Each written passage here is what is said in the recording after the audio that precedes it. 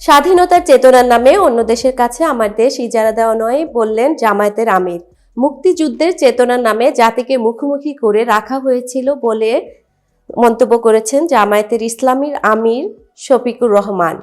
তিনি বলেছেন, স্বাধীনতার চেতনার নামে অন্য দেশের কাছে আমার দেশ ইজারা দেওয়া নয়।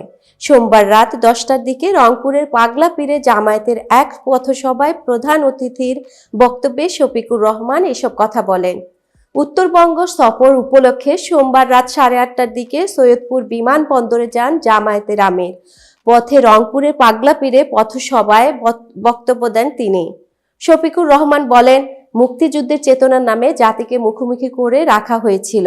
বলা হয়েছিল একদল স্বাধীনতার পক্ষে, আরেক দল বিপক্ষে। পক্ষের যে দলটি, তারা স্লোগান দিয়ে মানুষকে শোষণ করেছে।